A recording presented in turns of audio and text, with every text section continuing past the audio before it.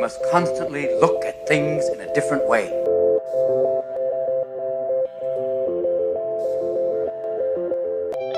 The Healthcare Education Transformation Podcast was created by two physical therapists out of the desire to learn more about the different educational roles in physical therapy and healthcare, and how healthcare education works by talking with educational leaders and people with different perspectives within physical therapy and across interdisciplinary lines on how education can be improved to disrupt the status quo of healthcare education. This is our journey, and thanks for listening. Are you a third-year physical therapy student that excels on tests when you have study guides, checklists, and deadlines? With all of the information available about how to prepare for the NPTE, it's easy to get disorganized and not feel prepared going into the big day. NPTE Prep Success is an online course that provides PT students easy-to-use study guides and step-by-step guidance through the NPTE preparation. To learn more, visit kylericeprep.com. Thank you again all for your continued support, and now for the show. Hello, everyone, and welcome to another episode of the Healthcare Education Transformation Podcast. I'm your host, F. Scott Field, and I'm joined by my co-host, Stephanie Wyrock, and we have a special guest host tonight, baseball expert and one of Brandon Pone's co-workers, Alex Famodu. We're excited today to bring you not one, but two authorities and experts in the world of baseball and the biomechanics of throwing and hitting. Driveline's in-house physical therapist, Terry Phillips, and Sam Briend, Driveline's lead floor trainer. So guys, thank you so much for coming on the show. Would you mind telling our audience a little bit about your academic and educational journeys and how they led you to where you are today?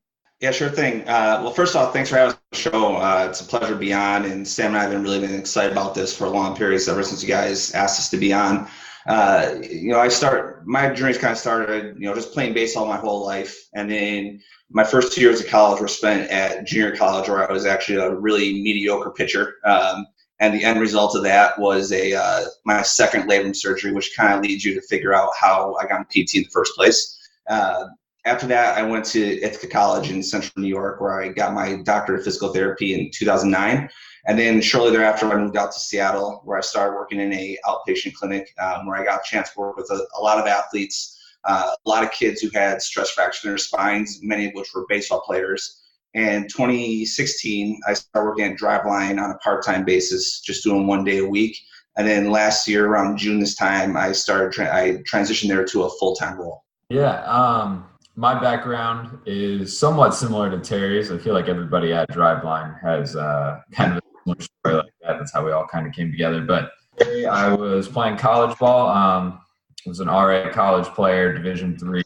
I had a labrum surgery in college as well, and I kind of pursuing, I was just, if I could get to the next level, if I could find somebody who could actually teach me, there's got to be a coach. And went on, played some independent ball after that, had another surgery while I was in the independent leagues. That kind of ended my career more or less. So I came back and decided to give back, try to get into coaching, help the kids, because I felt like I never had that coach that really drove me forward. We were just too thin being Division III. So I went back to the Division III I was at, coached there for 5 years. We had a strength coach at the time. I also became the strength coach for the university there. Went back, got my master's degree while I was coaching, kind of doing all that at once. And then I was coaching in the Northwest when Driveline reached out to me and offered me a job. And that was kind of how I ended up at Driveline. It sounds like you guys both had some unique journeys to get to Driveline. Can you tell our listeners a little bit about what Driveline is and specifically what both of you do within Driveline with the athletes? Yeah, so Driveline, we used to kind of be known as the Velocity people, the Velocity Farm, whatever people wanted to call us. And we're really more of total athlete development. We do a little bit of everything, whether it's you come in, you're recovering from an injury, you've been cleared by your PT, you want to do your rehab with us. Obviously, Terry takes care of a ton of that.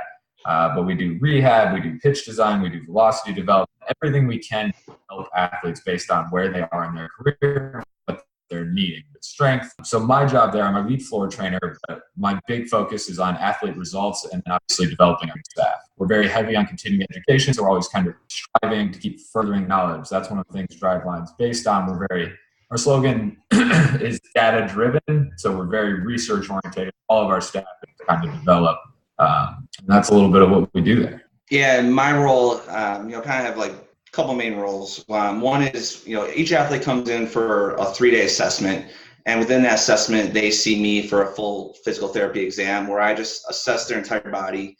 I check the toe and see if basically they're capable of, if their body is capable of doing what like Sam or one of our strength coaches or our hitting coaches or our throwing coaches are asking of them. Once I do my exam, then we coordinate with with Sam or the strength coaches and the rest of the trainers and basically develop like a plan for that athlete to basically get the most out of their time spent here. Once we do that, then, the athlete essentially has, full-fledged access to me at no extra charge as part of the training fee. And, I generally, obviously I don't want them to see me like every single day or like even, 3-4 days a week. But if I feel like they need to see me a couple times a week or just once a week, then I definitely encourage that, not just like keep them healthy, but ideally to help their performance. And even if an athlete is doing pretty well, I still encourage that they see me like every 3 to 4 weeks just to kind of retest things and make sure everything's going well. They're not like starting to develop any deficits. That's awesome. I feel like that's Driveline because you guys are all talking and you guys are integrating what Terry knows, what Sam knows, what the floor trainers, and making that one whole thing instead of, okay, Terry knows something, but Sam doesn't know. You don't want that to, happen. I feel like that's the great thing about Driveline. But that also segues to my question, which is talking about, I feel like the company is done from the outside job, providing via the interwebs, a whole bunch of media. But can you tell us about the new software that you got and how that the physical therapist, the floor trainer yourself, is an integral part of Driveline? Yeah, so we're actually really excited about the software. We've been using Google Sheets, and like you were talking about the integration piece, it was just really difficult to kind of mesh all that together to see like meaningful output from all the data. So the software program just has everything, and it's constantly evolving based off what we need, based off as we use what they need, just so we can kind of make it an all-inclusive baseball training tool that actually spits out meaningful data. So there's like machine learning where you constantly feed in all that data, we're collecting it, we see how things work together, see how the strength program affects the throwing program, how Terry's data affects injury rates and things like that in the gym, and how everything kind of comes together and actually meshes. Because nobody's really done that, whether it's Major League Baseball, college, like there's not many organizations who actually take all of the data and put it all together to see what's happening. And we now have that centralized place that can really kind of provide better feedback and drive athlete programming and results. So hopefully down the road, as this gets better and better and we kind of turn the wheel more and more and clean things up, we start seeing some really interesting and cool things start happening with the software and how it drives our athletes. For those of our audience who maybe aren't aware, what would you guys say are some of the most common clinical conditions that a PT will generally see in college and MLB players? Of course, realizing this is patient specific, but what would you recommend as some of the best guidelines and things to work on for these common conditions? Yeah, so most common injuries you're going to see, obviously you're going to see a lot of arm injuries, predominantly at the elbow and at the shoulder. At the elbow, you're probably the most common one you're going to see is actually just like a flexor bundle strain, which is where like the flexor pronator mass attaches at the medial epicondyle of the elbow. You may also pretty commonly see some posterior elbow pain. Up the shoulder, you're going to get some irritation at the biceps tendon, at the rotator cuff tendon, or even at the lat attachment as well too. In more severe cases, we're seeing guys who are coming off surgery that, if the shoulder is generally going to be like a labrum irritation or maybe like a subacromial decompression. At the elbow, in most severe cases is Tommy John surgery, or on other times you're going to see like a elbow just have an arthroscopic surgery to basically clean up loose bodies or any bone spurs that may be. Getting away from the elbow, probably the most common thing that you see across all baseball players is back issues. These guys have been rotating throughout their spines in a lumbar spine that generally is not designed to rotate, and they're doing it, thousands of times a week, tens of thousands of times throughout the course of the year, and have been playing for 10, 15, 20 years, and their backs have kind of just taken a bit of a beating. So that might not necessarily be that they are like severely limited and that they can't perform their sport to the best of their abilities. But it may just be like a chronic ongoing thing where, in some guys it's limiting, but other guys just something that they learn to deal with. So taking that into account, when you're working with baseball players, kind of thing that I really try to remind myself, and especially even just, even working with arm injuries, is that baseball players are going to be very neurologically driven. And what I mean by that is that they're constantly reinforcing patterns with like the asymmetrical activity that they're doing, that their brain is just basically going to hold them into a pattern where their muscles aren't going to be able to like recruit to the best of their abilities, or their joints might not be in the most optimal position where they can move through a full range of motion. And that may be precipitating like an arm injury where, they just don't have strength in the rotator cuff or strength in their scap, or their hip mobility may be limited, which further again, like leads into other injuries. Additionally, too, and going back to, guys having to rotate their spines for a long period of time, they may have done so to the point where they've stressed their spines enough where they might basically like their nervous system might now be like kind of like a little bit of like a heightened awareness where like they may have like inhibited muscles in the legs or on the upper body. They may have restricted range of motion throughout the spine or the hips or even up into the neck.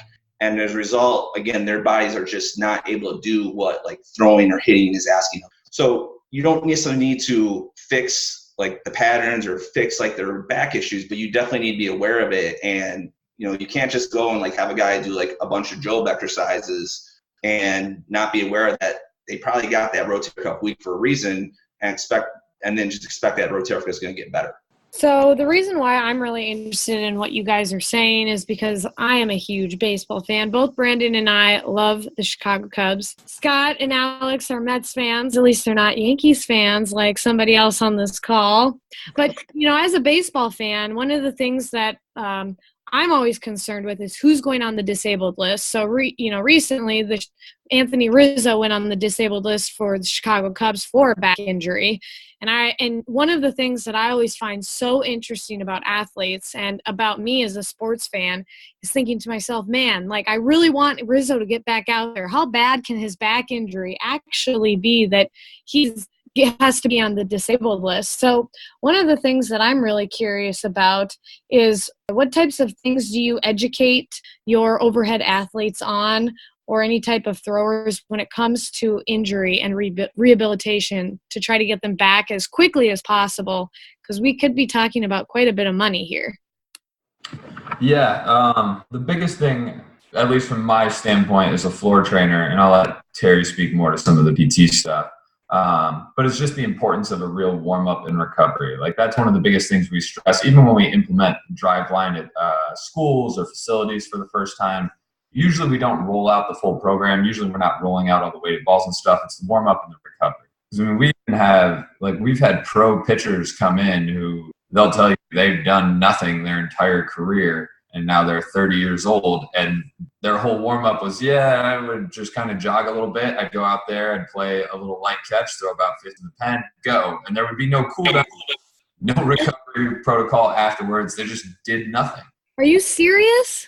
Yeah, and then luckily baseball's changing, but that's that's how I would. You grow up playing catches like a 4-year-old up, and all you did to warm up was you just threw the ball a couple times and you just – baseball never really had that real warm-up recovery protocol. I know that Ken Griffey Jr. has been famous in the past for having very minimal warm-ups and cool-downs, and he's always such a natural athlete, and so he would totally take advantage of that. And look, he was always a great athlete, but just think about how much more thorough his career could have been and how much greater he could have been if he would have taken advantage of his body at such a young age. I find this fascinating. Yeah, it's really unreal, especially because baseball, just the demands of the sport, you tend to see a lot of hypermobile athletes. So they already kind of feel warm just because they're always loose. So they're not doing anything to like prep or create that stability that they need to actually do things safely. So that's where you kind of see potentially some injuries come in. And it's frustrating that a lot of stuff could just be sidelined with a good warm-up and a recovery program. I don't think that's specific to just high-level athletes, though. Look at how many of our patients, go home and don't do their home exercise program, right? Pretty typical stuff. We know what to do. We know the right stuff to do. We're just not doing it. And that is really, to me, the biggest issue a lot of times when you get into getting some of these people better quicker. Oh, for sure. In general, in any kind of athletic stuff, even my father, he loves to run. He'll go run marathons and whatnot, but he doesn't do any warm-up stuff before it. He just hops out there and runs. And that's just kind of how sports have been taught for so long. And we're just not able to do that, especially as you age. Yeah, and to piggyback off Sam, you guys are kind of already hit the nail on the head as far as like from my perspective, guys need to be educated on like, yeah, while you're seeing me, it's obviously you need to do your home exercise program, but like you need to keep up with like your home exercise program even when you're feeling awesome. Baseball, like hitting and pitching are some of the most complex and violent, aggressive motions that humans are capable of on the planet. And if you're trying to do it as often as they're doing it day after day, if there's some type of like weakness or like essentially a leak in the kinetic chain, then it's just a matter of time before they have some type of breakdown. And an easy analogy to think about is if you have a Maserati, you're not going to just take it into the shop like when the car has an issue. No, if you're gonna put an investment in that car, you're going to spend a lot of time and a lot of money to make sure that car runs smoothly. And your body, not necessarily every guy, but you're trying to make your body a Maserati, and if you're not doing the things to take care of it, then it's just, again, it's a matter of time before you're back in seeing me or back on the trainer's table. The other thing I like, kind of further piggyback off that is just the importance for guys to like do their recovery work, and not necessarily just like do the proper cool down, but just take into account like you need to sleep well, you need to hydrate well, you need to eat well. A couple days a week, especially for the throwers, guys are trying to throw 95, 100 miles an hour multiple times, and that is severely taxing on like their body, on the nervous system. And if they just go home and they're just like playing video games and like stimulating their whole body, and they're just having some beers, and then they're just like just crushing pizza rolls, then they're not going to be able to throw 100 miles an hour the next time they want to. So just really harping on them about make sure like, yeah, you feel good, but you need to keep yourself feeling good so you can go do the same thing next time you go out. So, Terry, what I'm hearing is Matt Harvey shouldn't be out partying, and he could be a better pitcher potentially. Is that what I'm hearing? How deep do we want to go into the Mets issues tonight? I think that's a whole nother podcast episode, man. Well, I think that, what you're saying, Terry, about once you get a home exercise program from a therapist, whether you're a professional athlete or a weekend warrior or someone who doesn't exercise at all, I think that maintaining that lifetime commitment to those couple of exercises that are your back healthy, your shoulder healthy, those are so important. And I know as a therapist, I too stress that to my patients, and I tell them, I'm here for you if you need me, but if you do these exercises a couple times a week, the chances of you coming back here are a lot less. So I really like that you stress that to these athletes because, as a professional athlete or as a really good pitcher or baseball player, it's probably really easy to think you're invincible.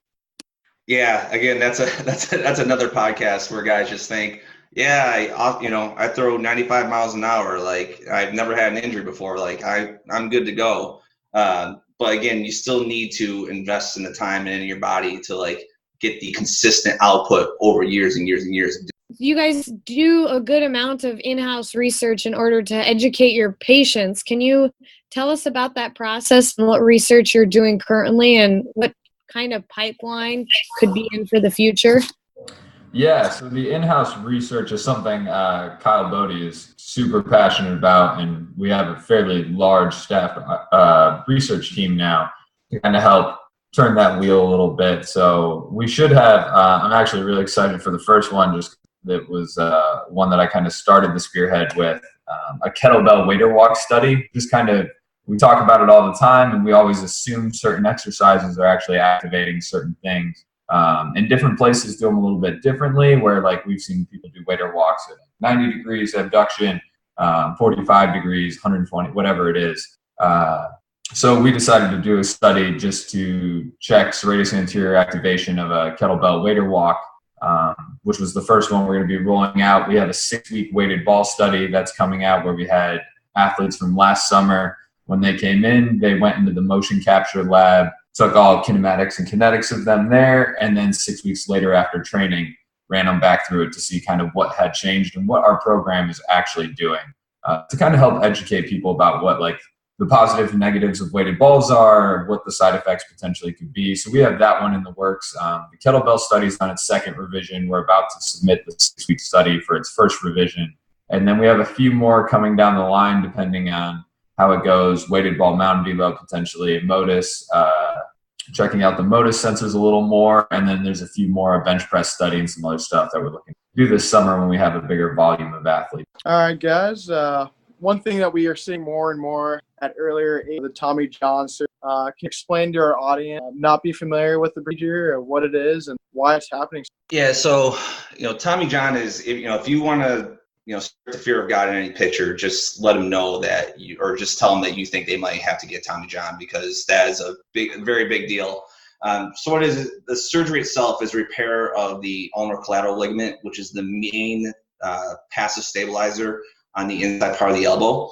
And the inside of the elbow during the throwing motion event essentially takes the brunt of the force. Now, through proper strength conditioning and through proper kinematics, the ligament itself the force in that elbow can basically be dispersed. But if someone is not properly conditioned, or if they're pitching through fatigue and their muscles basically aren't working to the best of their abilities, or if they have some faulty pitching mechanics, then ligament can essentially just take more of that force. And if you're putting that force on it, enough times over the course of a season, a year, career, then that ligament can eventually just snap and tear, and then the recovery process is 12 to 16 months for most guys.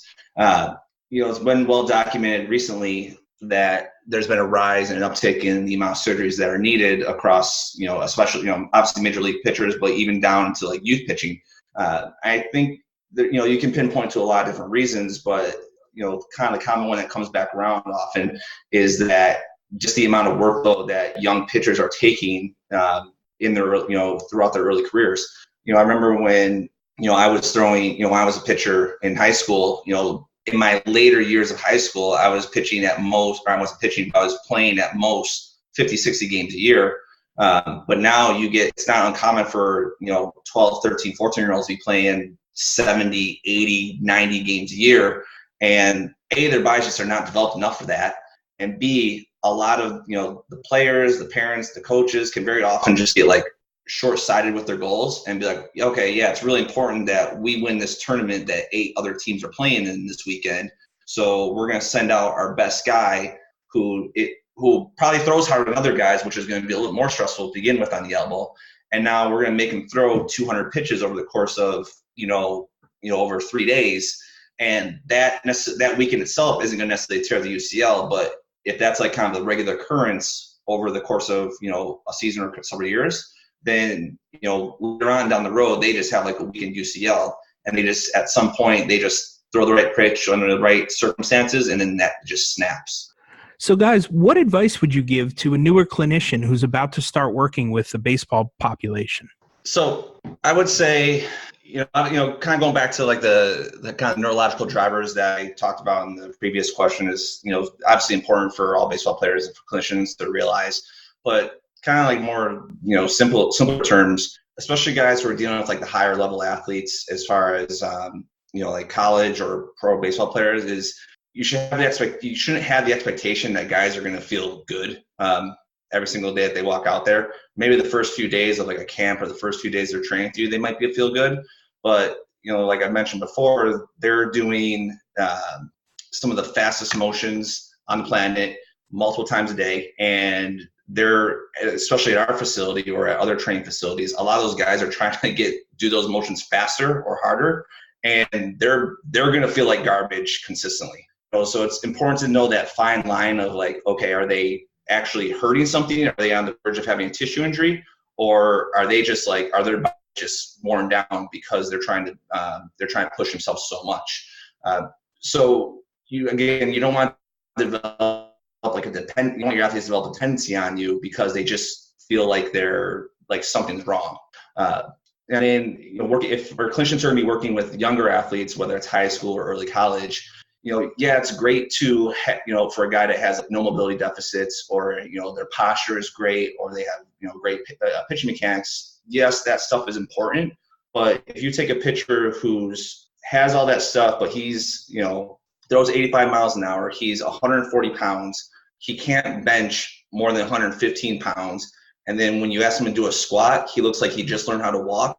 That kid does not have the physical capacity to throw as hard as he's throwing as much as he needs to throw. So it's not necessarily the PT's job to get him on a weight training program, but you need to have the resources, whether it be a good strength coach that you trust or know a good training facility that you can send them to, so they can actually get their bodies capable of handling those forces that pitching or hitting places on them. Yeah, I mean, the biggest thing for me is just teaching guys to be self-sufficient a little bit here. Obviously, most teams have 1 to 2 trainers. I think at the big league level, there's 3 on most teams to handle 25 guys, and it's just not enough to be able to. And you also don't just want to babysit the guys. So if you can, whenever you do something with them, whenever you work with them, just teaching them to be a little more self-sufficient, because most guys don't know, guys don't understand anatomical terms and baseball, there's so much compensation wherever you go. Like oftentimes the point of injury, whether it's the bicep or forearm, whatever like the common sites are, usually those, unless it's something really acute, it's purely compensation. The biceps, not actually like if you reduce the inflammation there, that's not going to clean up the injury long term because there's something else that's compensating for it to cause that bicep to take over more load. So just teaching guys to be self-sufficient and just like a little bit of continuing education. I know that's hard too when it's 3 of you trying to teach 25 guys, but it goes a long way and it also helps balance the workload and helps guys understand, going back to the importance of a good warm-up and a recovery protocol. You know, I always have told people that if I wasn't a physical therapist, my dream job would be to be a baseball announcer. And working with baseball players seems like a very glamorous job. I think I would be starstruck every day if I was in your guys' position. I mean, especially at the major league level. But, you know, with every job, there's some drawbacks. Are there any drawbacks to working with this population? Yeah, it definitely is fun working with the major league guys. You learn really quick. Like, I mean, we've had Trevor Bauer in there, Tim Lincecum, and they're just like everybody else. They're just regular guys. Like Tim's won 2 Cy Youngs, and you expect him to be like so much different than everybody else, and he's just a regular guy who's really, really good at his job. But there are some drawbacks. The higher level you get, the more these athletes have done this for so long. Especially in baseball, there's so many internal cues that they're just hyper aware of where their body is, or at least where they think their body is, right? Because feel is not always real. So they think they know all these things, and sometimes you've had a guy who's done it for 30 years, and you're working with him and trying to make changes and trying to change that thought process sometimes is very difficult, even though you know taking an athlete down a certain road would make him a lot better versus if you kept doing what he's always done. But it's difficult. There's some tough times trying to bounce back and forth with a guy who's just been doing it for so long. Yeah, to kind of piggyback off of what Sam said is that we do, you know, a lot of the pro guys have been playing baseball and pitching and hitting for such a long period of time. And with that, they've seen, you know, from my end, they've seen a lot of different like rehab professionals. And, you know, many of them will have like preconceived notions as to what physical therapy is, who it's for, and what it should be. And so you may get some guys who just aren't receptive to what like I'm trying to tell them, you know, whether they think that PT is only for guys who are hurt, or if they think that all PT is just a bunch of eyewash that's just like, you know, is not worth their while. There will be the guys from time to time who just aren't going to listen to what I have to say. You know, best I can do is just obviously educate them and, you know, give my rationale for why I think they need this, but at the same time, you need to pick choose your battles. You know, so with that said, though, it's like, you know, at our facility, guys come to our facility like seeking our information out. We don't reach out to guys and say, hey, you should come see us. It's not like, you know, at an outpatient clinic where like their doctor told them they need to come, you know, they need to go physical therapy. You know, guys come seeking to us like look for some type of answer. So generally, most of the guys that come to see us are very perceptive and are looking for some type of answer to how to get better. So there's not too much of a battle generally, but you still will get the guy from time to time who just thinks he knows everything there is to know about how to rehab his body or keep his body healthy. But I mean, you guys know that's not any different from working at general outpatient clinic anyways, where you'll get like a 65-year-old lady who just refuses to do anything you tell her anyways. All right. Can you guys tell us a little bit about the facility setup and how you guys are using equipment such as like K-Vest in conjunction with your software and how to implement like throwing programs? Yes. So K-Vest our hitting side is demoing that right now. We're using it as part of their initial assessment when hitters come in. The big pieces on the throwing side, obviously, are the motion capture, the Rapsodo. We use Edgertronic cameras. And then The software kind of takes all of that data. So what we used to do manually, like say Trevor, when he first came in, Trevor's a very slow twitch athlete. Like he has to do a lot of work. You saw his like 116.9 mile an hour, 3-ounce throw pre-live ABs, but he has to do that stuff to always keep up the arm speed and make himself a little more explosive, a little more fast twitch, just to prime everything and get it going. And those were things we used to do by very manually do the mocap work, watch his training, assess how like his spreads and the weighted balls and things were, and then adjust from there. And as software goes and as machine learning gets better and better, you take all those metrics from Rapsodo, from mocap, from everything, and it comes in there, and we'll be able to look at it and be like, all right, very easily, like this guy needs to do more under load work. This guy needs to do more overspeed work. We need more strength work here. It's just kind of meshing those all together. The pitch design stuff's really fun. Rapsodo's been great. We're hoping to have that just drop straight into the software like a lot of the other pieces are going to be able to do. And then using the Edgertronic cameras, obviously, you guys have probably seen those. A lot of the major league teams are starting to pick up on that and buy those as well. It's just awesome to be able to see how like a ball comes out of their hand, just see finite, like very, very important details that we can use to design pitches, change an athlete's career, kind of like what Trevor did this offseason, developing that slider. And you look at him right now, I think he's rolling with a 2 ERA. I mean, in the past, he's been sitting at about, I think it's like mid-4s ERA, and his stats are almost identical to Kluber's this year because of what some of that technology was able to allow him. Yeah, and then from my end of things, I don't get – the guys aren't going to come in with like the Rapsodo data or like the Edgertronic data, but, ideally we're going to start implementing as we utilize the motion capture a bit more is that we can identify, where guys are not the most efficient throughout their throwing motion. And then through my evaluation, my examination, see, okay, is this like a mobility, a stability issue? Is this like some type of neurological issue that I can help work on? Or is this something that they just need to do more on the strength conditioning side of things? But just utilize my services use my services to be guided by the motion capture report that we're doing. That's awesome. I think that directly goes into our next question. And Sam, you recently wrote an article in April about player development, integration, and communication for better results. Can you explain to our listeners how your role directly enhances that process? Yeah. So as lead floor trainer, my role is kind of just integrating everything. It was one of the issues I first saw when I was first hired to Driveline about 2 years ago. And it's one thing that just the baseball community and really sports in general struggles with. It's very easy to get siloed into your own department. Especially when you're kind of in different places too, like the weight room has its own place, the throwing floor has its own place, physical therapy, manual therapy, all that stuff kind of usually happens in its own place. So it's very easy to just get caught up in your own little world there and not really provide feedback, not really give enough of just not having enough communication to actually drive athlete results. So that's kind of my role on the floor is just make sure all those sides are communicating or make sure all that's flowing between each other. Because if you have a guy, say an athlete comes in and he's having an issue, his velocity's down, his lead leg looks funky, and a trainer keeps providing cues for him, but it doesn't change it. Well, then we can take him, Terry can assess him, we can see how his nervous system's working, how that may impact how his lead leg works, and then the strength staff can assess him too and be like, well, we're missing range of motion, Terry can do some stuff to clean up range of motion, manual therapist can do some stuff to do that.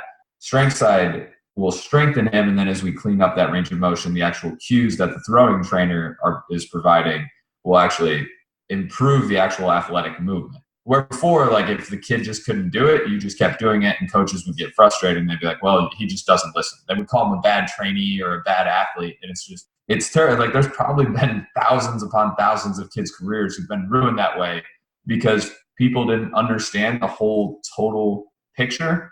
And was just like, well, I said do this, he can't do it, which internal cues by themselves are just kind of ridiculous. Like it's very, very difficult to change a movement pattern. And that's why we believe in the weighted balls and the constraints. They help build velocity, yes, but a lot of it's just from moving better. Like you need those constraints. You need the heavier balls, you need the lighter balls, you need the drill work, you need the weight room work, the PT work, because all that helps build better movement. And you just can't do it by yourself. It's really difficult. I think that's a really good point. I mean, as physical therapists, we are movement system experts, and movement is an important part about what we do, and making sure that people are not only optimally moving, but moving to the best of their sport can handle. So I really love that point that you made, because I think a lot of people just maybe don't think about that. And sometimes it's really hard for people to understand how it takes time to learn motor control. I mean, it's like learning a brand new musical instrument or a new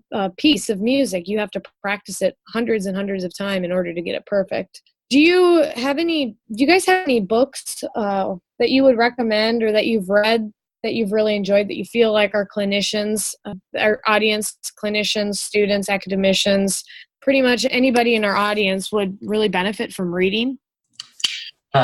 This one's not so much like subject matter as it is kind of going back to the integration and the communication I just spoke about.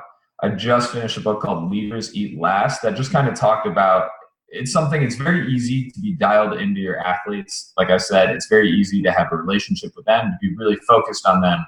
But that communication between staff, like even just building culture. Culture to me is always a top-down thing. So it always starts with how you communicate to your trainers, how you communicate amongst each other, and then it boils down to the trainees. They see that, they realize this is how your facility, this is how your team, your program, whatever it is, this is how we do, this is how everybody top-down does it. So they buy in. And this book really just kind of opens your eyes to some of the stuff that sometimes you forget about, because you get so caught up focused on just developing your athletes and that stuff that you kind of forget about your peers working beside you, and how important it is to share knowledge and things like that. Because a lot of times people too, especially the way industry and business is these days, is people don't like to share knowledge. You feel like if you have this knowledge that other people don't have, that you have job security, that you're going to be better than this guy. And really that's not what we want at Driveline. We want all our trainers sharing knowledge. Like I said, we're really big on continuing education. When they go out and do continuing education stuff, they have to come back and present on it, because we want to share that knowledge and grow our staff. And sometimes some organizations just don't do a great job of that. This book kind of helps bring a little bit of that to them. I love what you said about culture. I think that culture is probably one of the most important aspects of an organization, and you can definitely tell what type of person to hire based on the culture, because if you have a culture mismatch, you're going to have a missing link in the chain. What about you, Terry? Do you have a book that you would recommend to our viewers? Yeah, so I'm going to go with the shameless plug for the company, but recommend Hacking the Kinetic Chain, which was originally written, I believe, 3 or 4 years ago by our founder, Kyle Bodie, and was actually just recently revamped by our head of pitching, Matt Daniels. And it's really just breaks down the pitching mechanics, breaks down the drills that we do, why we do them, gives a complete guide for programming, for long toss, for arm care, recovery, weightlifting. And it's just like a very good, guide for all pitchers of all ages to follow to help keep themselves healthy while also improving their performance. So if you get the chance, I said definitely recommend Hacking the Kinetic Chain.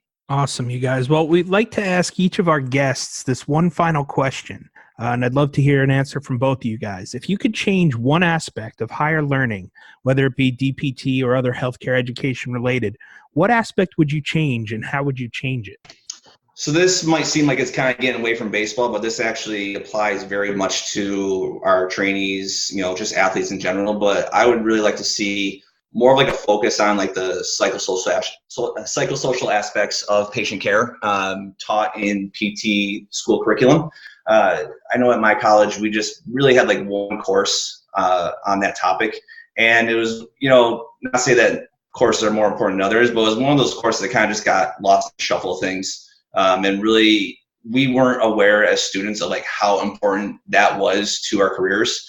And it's something that I see with a lot of students who come out of school is that, yeah, they know the anatomy, they know how to program certain exercises, but they still kind of struggle with just building a relationship with the patient. And that's, you guys know, that's arguably the most important aspect of your treatment, is that you're going to sit down with that patient or that client and just show them that you care, and you're going to do everything you can in your power to help get them better, or in my case, help improve their performance so they can move on to the next level.